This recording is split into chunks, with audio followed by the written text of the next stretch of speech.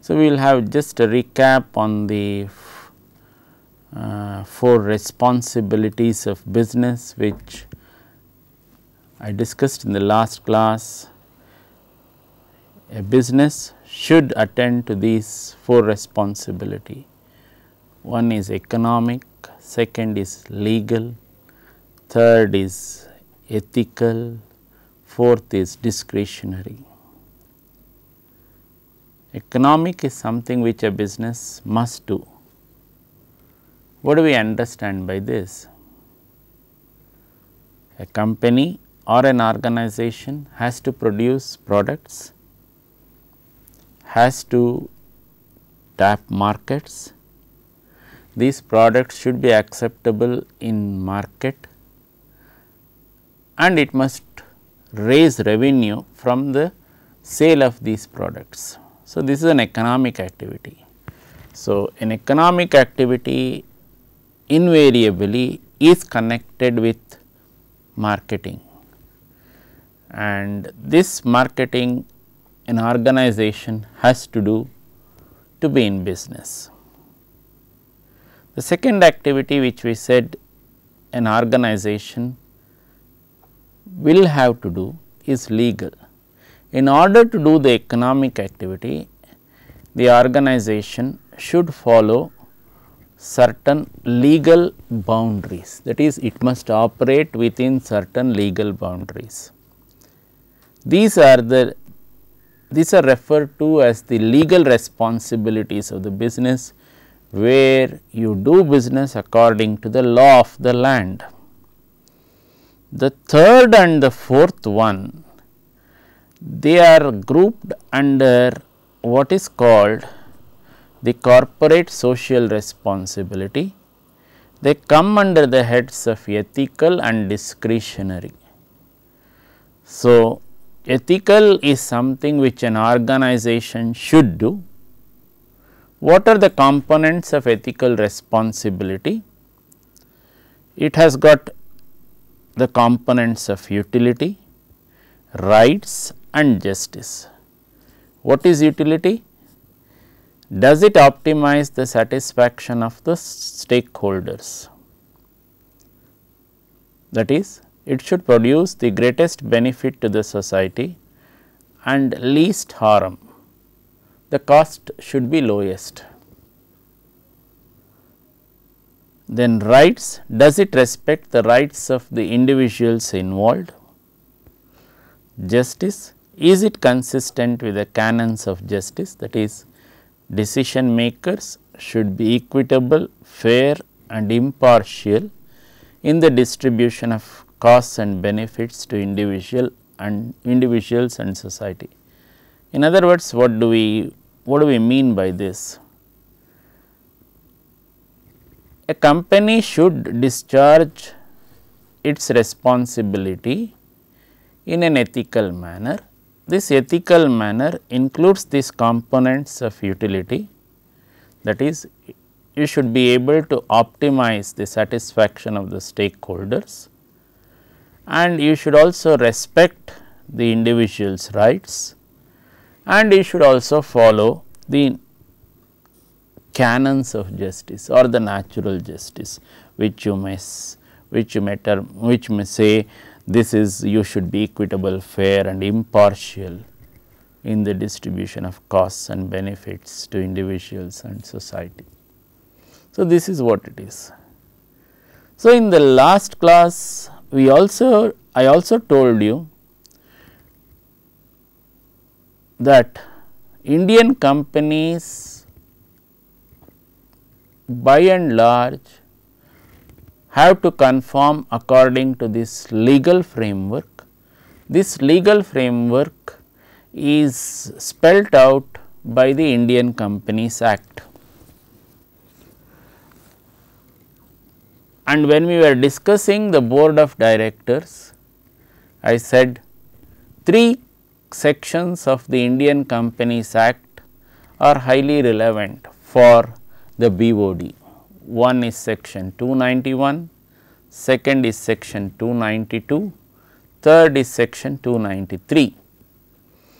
So, in fact, we discussed all those things when we were discussing the BOD.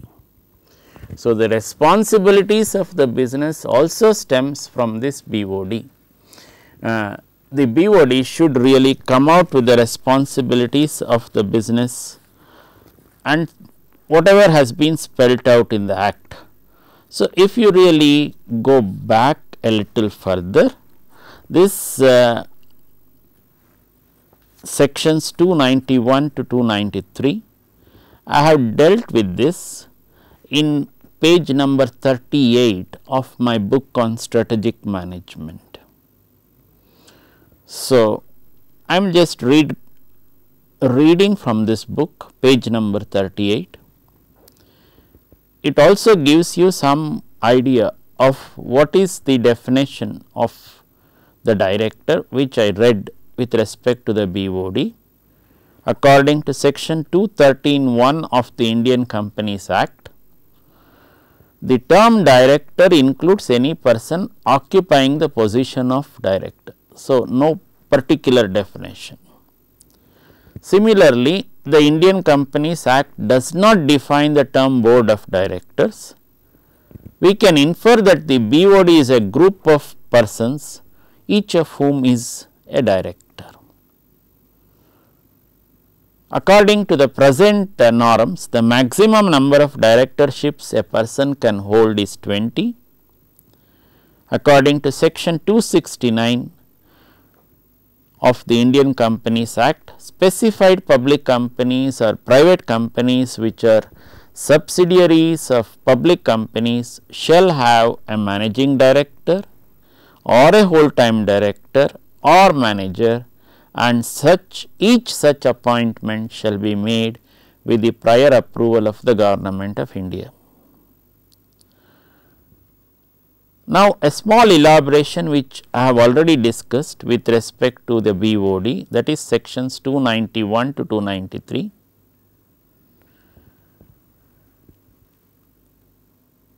The section 291 of the Indian Companies Act states that the BODs shall be entitled to do all such acts and things as the company is authorized to exercise and do, except those things that can be done in the annual general body meeting of the company, except what is required to be done, or where permission is sought to be obtained through the AGM only. Other things can be done through this section 291 by the BOD. Section 292 gives the exclusive powers of the BODs, which we have discussed.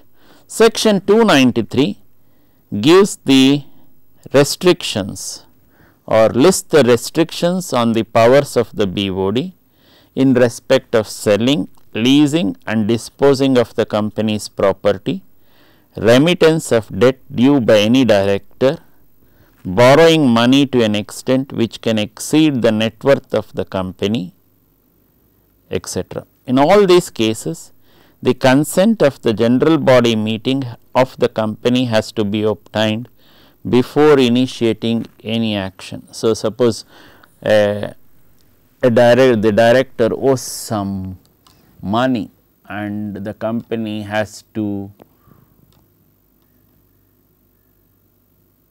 wants to see that this money is reimbursed or is made good through the assets of the company.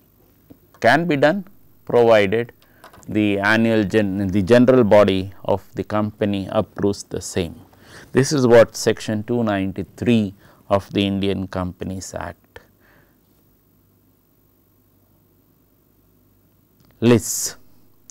So, the four responsibilities of the business stemming out again.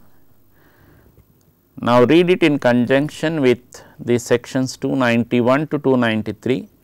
What are the powers, what are the functions, and what are the restrictions on the board of directors. Read it in conjunction with this 291 to 293.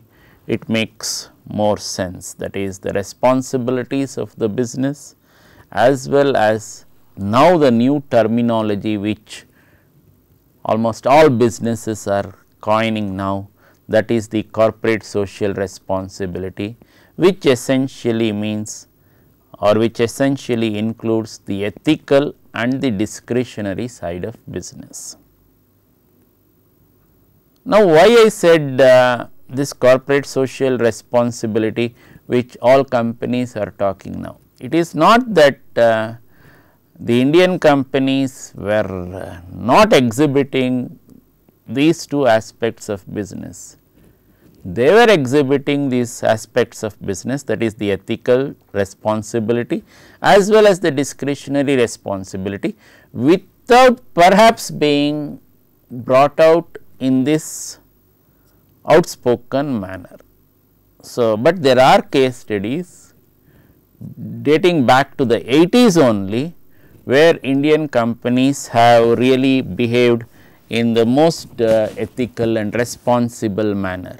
One such study I am presenting to you, which was really a study of one of the public sector companies of that time, that is the Indian Petrochemicals Limited.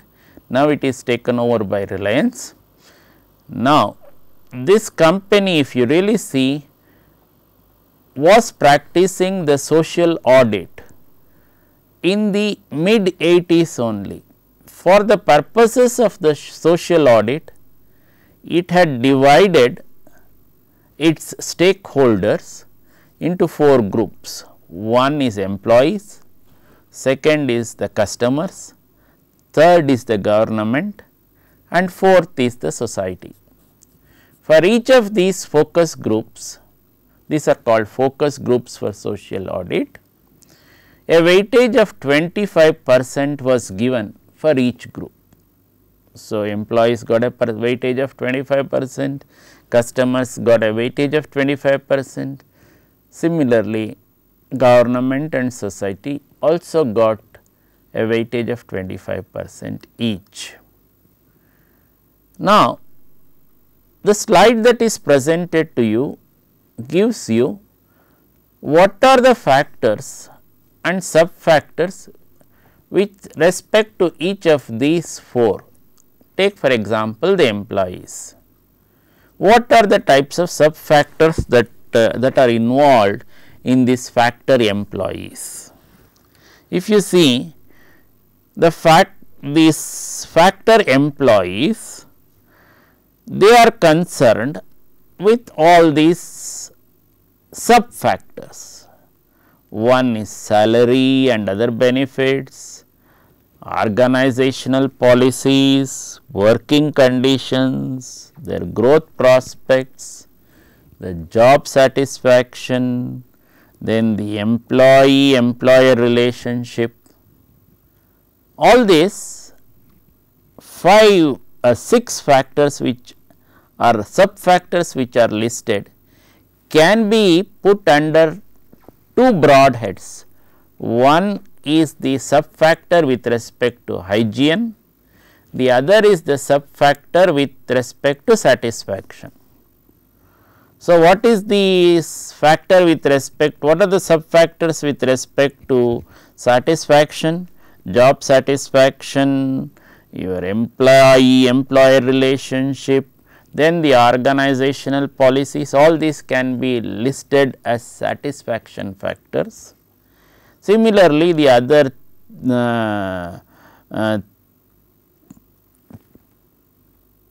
if you really see the other 2, that is the salary and the working conditions, the salary and other benefits, and the growth, they are all listed under hygiene factors, and each of them is given a weightage of 50% out of the 25% which is given, that is each of them get all the 3 put together get 12.5%, okay, in total. Now, go to the next one, customers. What are the types of things, sub factors that are involved? We are looking at product development, we are looking at product attributes, we are looking at service attributes, and we are looking at promotion. So, suppose The customers itself we give it a 100% weightage, then all these 4 will get a weightage not 25-25, but product development and product attributes will get a slightly higher weightage, that is 30 and 30. Then promotion and service attributes will get a weightage of 20 and 20, totaling to 100, but actually 25% in effect. So, this will be the sub factors which you are looking at with respect to customers. Then what about the government? The sub factors which you may be looking at the government side would be the tax payment and dividends, the adherence to rules and regulations, and other conditions to economy. So, each of them, other conditions to economy is given a higher weightage because you are looking at what is happening to the GDP of the country, all those types of other aspects, what is happening to the industrial side of business, all that. So, given a higher weightage 50%, then tax payments and dividends 30, then adherence to rules and regulations 20, making a total of 100. Now, when you are looking at society, what could be the sub factors? So, you are looking at each quarter, first quarter, then what is the community welfare, what are the sub factors you can be looking at community welfare, then you can be looking at the rural development, you can be looking at the charities and relief measures. In other words, these are the things which I listed under the head of ethical and discretionary responsibility of business. That is, what is the company doing towards community welfare? So, take the first quarter results, what did he do? Similarly, what did he do for rural development? What do we mean by rural development? If you really see, the factory or the company or the organization can adopt certain villages surrounding the company and provide in those villages certain basic minimum facilities, can be good sanitation facilities, good development of roads and some basic essentials which are required for the rural masses. So, that is towards the rural development.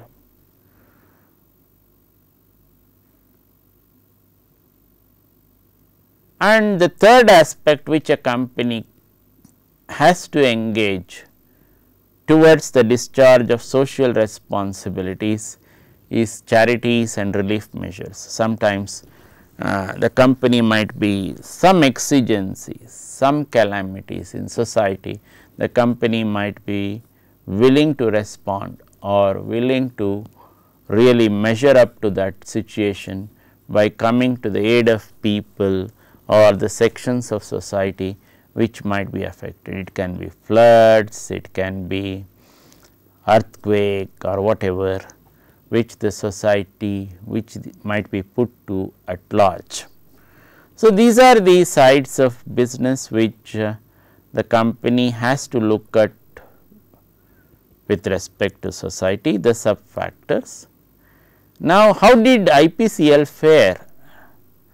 So, when if you really see IPCL fared in 1987, it scored an overall corporate responsibility score of 6.125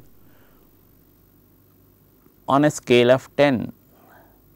What does that mean? It means that the company has behaved in a socially responsible manner.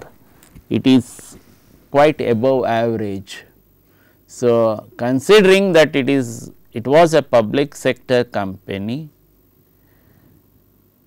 still the company adopted high standards of corporate social responsibility back in the 80s only. Now, we are only seeing heightened use of this term corporate social responsibility in almost every company forum.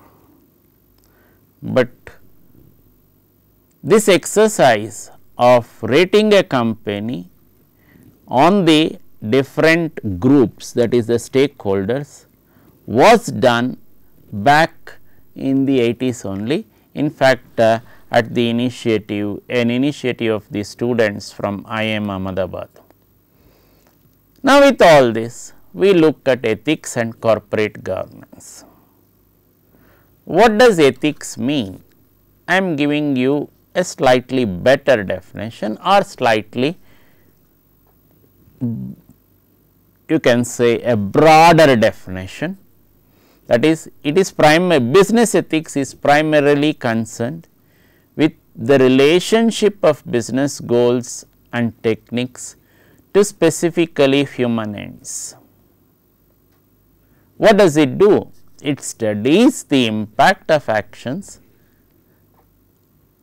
or acts and decisions. That is, you act and there may be certain decision involved in that on the good of the individual, the business community and society as a whole. What do we normally understand by this term corporate governance? So, the corporate governance relates to the set of incentives, safeguards and dispute resolution process that is used to control and coordinate the actions of the agents on behalf of shareholders by board of directors. So, this is where the recap of this sections 291 to 293 becomes relevant. So, 291 BOD derives some powers, 293 the restrictions on the powers also comes in, that is the sections 291 to 293 of the Indian Companies Act. Now, the post liberalization era. In fact, on corporate governance, 4 committees were set up after this 1991 liberalization of the economy, and 4 committees have submitted their report. One is the Cadbury Committee report. These are all the initiatives of the government of India. Then the second is the CII Committee report. Third is the Kumar Mangalam Birla report, and the fourth is the Narayan Murthy Committee report. So, there are 4 reports, that is, one is the Cadbury Committee report, second is the CII Committee report, third is the Kumar Mangalam Birla report, and fourth is the Narayan Murthy Committee report. We will discuss very briefly what did each of these committees do. Cadbury Committee report. It was set up in 91 by the Financial Reporting Council of the London Stock Exchange. So, this was again, if you really go back, this cannot be termed as an initiative of the government. So, in fact, we have to look at both Cadbury Committee report, the CII Committee report as an initiative of the industry, but perhaps with the tacit approval of the government of India. So, if you really see, this committee was set up in 91 by the Financial Reporting Council of the London Stock Exchange. So, looked at the financial aspects of corporate performance. So, what did it do? What is the type of recommendation? Some 2 recommendations, important recommendations. A single person should not be vested with the decision making power. That is, do not combine the power in one person only according to this committee. That is, the roles of chairman and chief executive should be separated clearly. So, this is one of the recommendations, important recommendations of this committee. Then the second one, a majority of directors should be independent non-executive directors. They should act independently and should not have any financial interest in the company. So, the belief is that if they are non-executive directors, they can take an objective view of the situation. Compared to this, the CII, that is the Confederation of Indian Industry, it drafted some codes of corporate governance in 96. So, what are the types of all this result was due to the result of growing international competition, growth in the economy, as well as the scams and frauds that surfaced. All this resulted in the CII committee, CII setting up a committee for this corporate governance in 96. So, what is the type of major recommendations this committee gave? It listed companies with a turnover of at least 100 crores and a paid up capital of at least 20 crores must appoint audit committees of the board within 2 years. That is, listed companies with a turnover of at least 100 crores and a paid up capital of at least 20 crores must appoint audit committees of the board within 2 years. The non-executive directors should actively participate in board affairs and they should be adequately compensated through commissions and stock options. Now, this CII committee put one more restriction on the number of directorships. It said no person should hold directorships in more than 10 companies, whereas the Indian Companies Act allows you to go up to 20. It said okay, in order to do justice to the directorship, no more than 10. So, these are some of the major recommendations of the CII committee in 96. Now, the next one, that is the Kumar Mangalam Birla committee report. This was this is a initiative of the SEBI, that is the Securities and Exchange Board of India, set up in 99.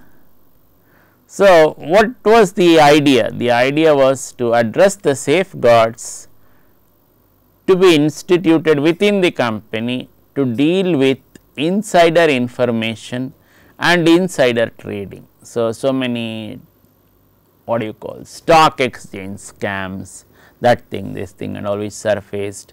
So, you had so many scams during this period of the early 90s and the mid 90s. So, this committee, that is a Kumar Mangalam Birla report, was basically entrusted the job by SEBI to address this question. What did it come out with? The board should have an optimum combination of executive and non-executive directors, and at least 50% should be non-executive directors. Again, an emphasis, have more non-executive directors, so that they can be impartial, they can have a what do you call more impartial view or an objective view of what is going on in the company. Then board should set up a remuneration committee to determine the remuneration packages for the executives. So, there is now so many, sometimes a few months back perhaps, one of the ministers attached to the central government made one statement which was concerning the salaries of the executives in the private sector. So, he said they should not get these very high salaries. In fact, he used one terminology which was taken objection to. So, the point the minister was making was they should not be getting very high salaries when the other company executives, they are getting a certain level of salary. The level of salary which these senior people are getting in the company should not be exorbitantly high compared to these people. So, there must be certain times, not too many number of times. This is what he was trying to say. So, this is the management should assist the board in its decision making process in respect of company strategy, policy, code of conduct and performance targets. So, this is one more aspect which the company, which this Kumar Mangalam Birla report emphasized on. It said the top management of the company. In fact, this is what we discussed in the earlier classes. What does the top management of the company, what do we understand by this term top management of the company? The top management of the company is normally we can designate any person who is general manager and above in a company to form the top management of the company. In other words, they are the decision making persons in an organization. They are involved in active decision making process. So, if the process has to be initiated in the organization to take decisions. So, this is what we were talking of in the earlier classes, that is the strategic management decision making process. Who are all going to be involved? The top management of the company. What do we understand by the top management of the company? Any person who is holding the position of general manager and above in an organization can be considered as representing the top management of the company. So, what is the Birla committee, Kumar Mangalam Birla report saying? Management should assist the board in its decision making process in respect of company's strategy, policy, code of conduct and performance targets. The latest of these reports, committees and the reports on corporate governance. So, again the SEBI came into the picture.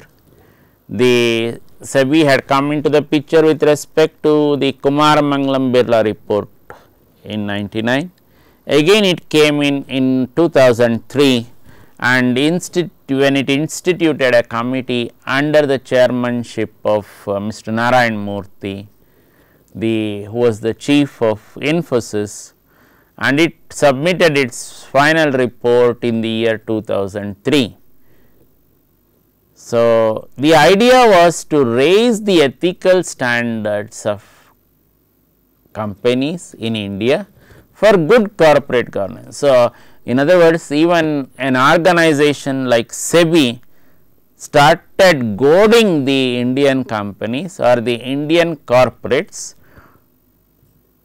to behave in an ethical and a responsible manner, that is ethically responsible manner, and provide good corporate governance. That is, this is the thing. What is it?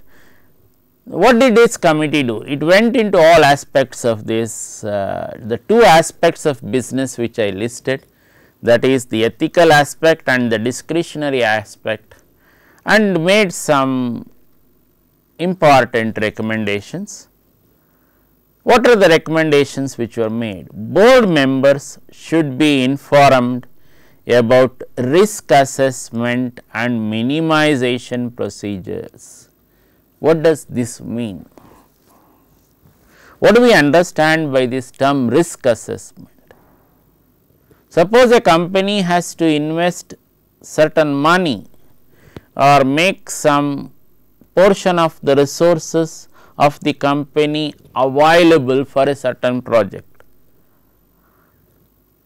It should be able to get a report from the executives of the company on the nature of risk involved with respect to committing these resources, whether the company can get back the resources committed, or in other words, what is the return on investment with respect to these resources which the company is committing towards a certain initiative.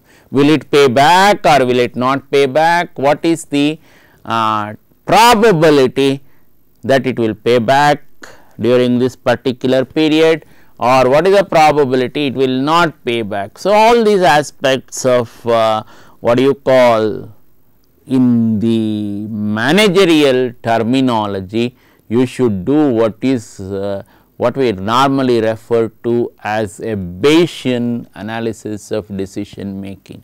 So, you analyze what is the what do you call the a priori probability of a certain action, then what is the post priori probability of a certain action, what is it going to result in. All this should be brought out by the risk assessment group. So, in fact, what it means is an organization, a good corporate should have a risk assessment, and it should help the board in knowing the risk that is involved with respect to each of its decisions. So, what do you mean by knowing the risk that is involved? What is the reason for that? So, the board can with its wisdom try to minimize this risk. So, it can say instead of committing this much of percentage of resources towards this action, why not commit a certain lower percentage. So, in other words, the board can with its extraordinary expertise available with the members, can always do a sort of a sensitivity analysis where it can come out with a decision saying this could be the method of minimizing the risk due to this particular action. Then all audit committee should be financially literate.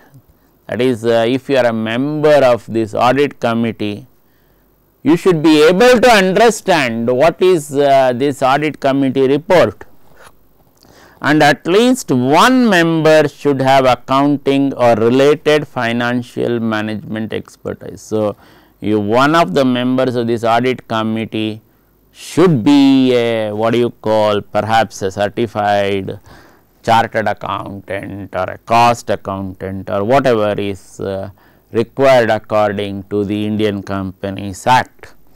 So, mere explanation of why as to why a company has followed a different accounting standards from the prescribed standards will not be sufficient. So, suppose the company has deviated. So, it is not following the accepted accounting practice according to the Indian Companies Act. Why it has done so? Just suppose it just gives a simple explanation, that won't be sufficient. It has to provide a detailed note as to why this was required. So, for example, you take the case of Infosys only. It gives when it in its audit reports, there will be one report conforming according to the standards of accounting practices which are required from the Indian government, that is the Indian Companies Act. There is one more report which follows according to the accepted accounting practices as per the requirements in the United States, that is a GAAP. Okay. So, the company gives that report also, the company gives this report also. So, that what does it mean? That means the company's accounting transactions are very transparent. So, they say you have this side of conforming to the Indian Companies Act, this side according to the American audit standards. Now, that gives you an idea, or that gives you an understanding of the practices followed in the company, helps you to make considered decisions. So, this is being followed now by many companies which are operating in the software or the IT field. Now, by and large we have discussed what are all these CSR issues, what are these BODs, then we have looked at a company, that is IPL, which IPCL, which used to follow this social responsibility back in the mid 80s only. So, this is not something new for even a public sector company. Now, with all this, we move to one important aspect. Now, what are the changes which you can visualize in the 21st century? So, because this globalization becomes increasingly dominant, that is, companies want to become global. So, when they want to become global, what is it that is likely to happen? So, some of the things which are likely to happen or which can be visualized are these. One,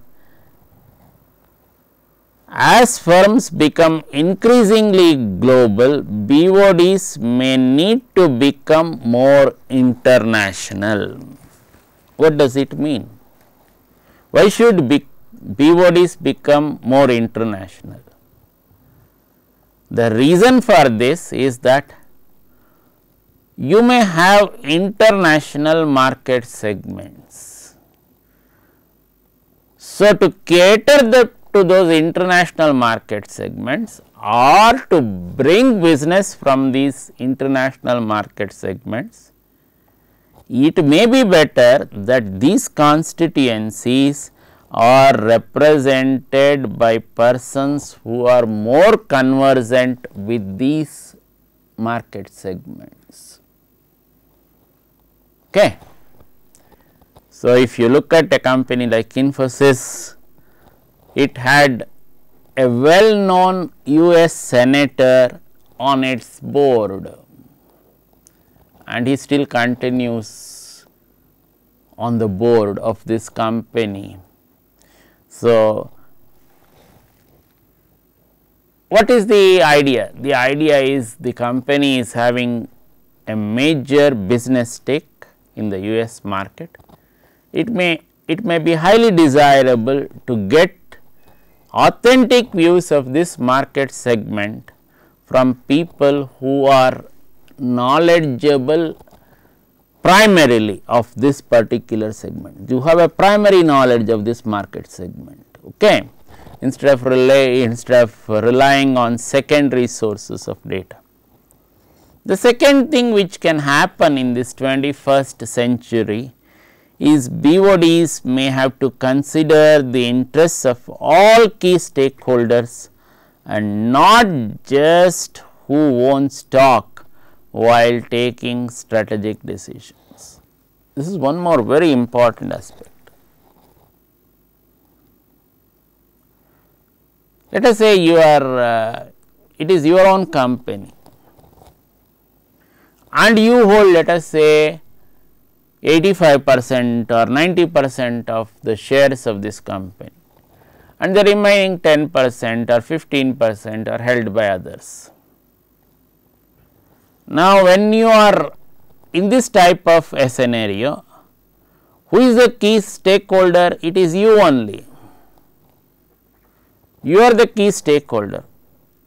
Now, suppose let us say your interests are satisfied, then is it enough?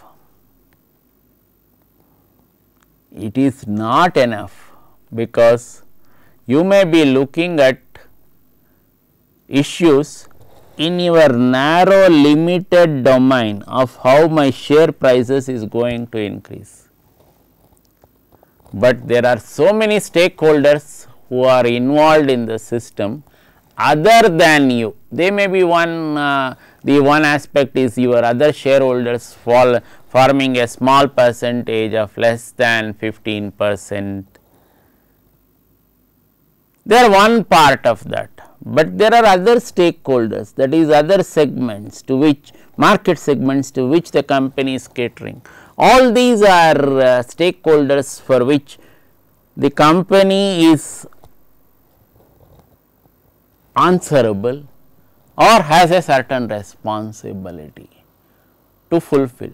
So, these are going to be more predominant. In other words, see, this is in a way, when the corporate shareholding is dispersed widely in the company, then the company's management, you can expect it to be more tending towards more democratic manner. Okay. So, because you are having large number of shareholders instead of one person, and then decisions may be more democratically taken, serving the interests of all the key stakeholders or all the constituencies. Then the third one, which is likely to have or which is likely to become dominant, is ability to articulate a strategic vision and motivate people to achieve it may become the most important characteristic required of a CEO. So, a CEO's role in the present changed context becomes extremely crucial. He should not be just some person who is sitting in the position of CEO.